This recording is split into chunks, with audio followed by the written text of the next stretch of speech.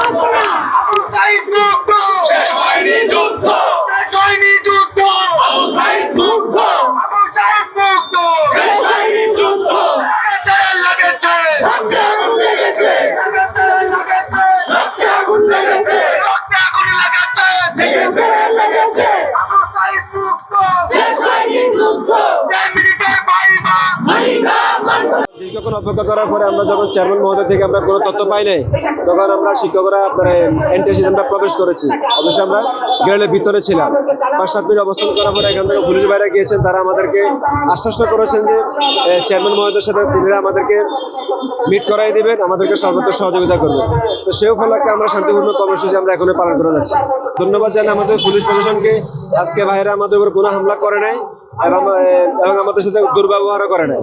তার মধ্যে আমি একটা কথা বলি, আমরা সকাল 10-11টায় আমরা যখন এখানে অবস্থান করি, মাত্র আমাদের আন্দোলনের কার্যক্রম আমরা শুরু করছি, তৎক্ষণিক কারণ ষাটুর্ধ একজন এনটিএসসি কর্মকর্তা উনি উপর থেকে নিচে নেমে আসে এখানে বলছেন যে তোরা কি মানুষ, তোরা তো মানুষ, অথচ আমরা তো শিক্ষক। আমরা ওনার সাথে কখনো দুর্ব্যবহার করে নেই।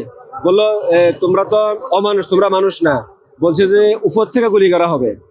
তো তাহলে সেই এত বড় একটা ঘটনা ঘটে গেল সেই 36শে জুলাই পর্যন্ত, এই জাতির চাইছে একটা বৈষম্য দূর করার জন্য।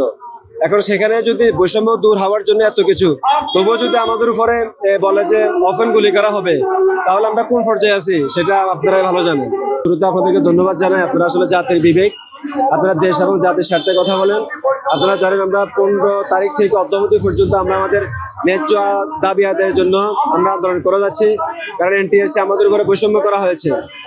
আমরা আজকে পূর্বের কর্মসূচি অনুযায়ী এনটিএসসি ঘেরাও কর্মসূচি অনুযায়ী আমরা আজকে সকাল 9টা থেকে এখানে আমরা অবস্থান নিই। 11টা যখন বেজে গেল তখন আমরা আমাদের কর্মসূচি চালাই।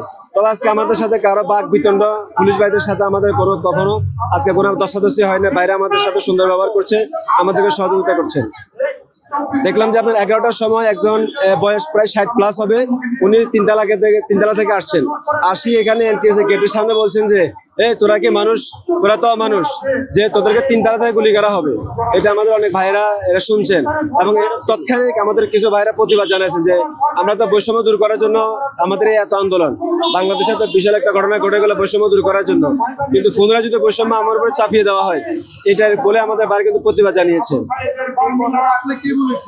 এটা আপনার 3তলা থেকে একজন বয়স, এখন তো উনি এখানে নাই, তখন উনি আমাদের অনেক ভাই প্রতিবাদ করার পর উনি চলে গেছে। বয়স নামটা আমার জানা নাই, বয়স প্রায় 60। যেহেতু এই ডিপার্টমেন্ট থেকে আসছে, এই সাইড থেকে আসছে, নিশ্চয়ই এনটিএসসি কেউ হতে পারে।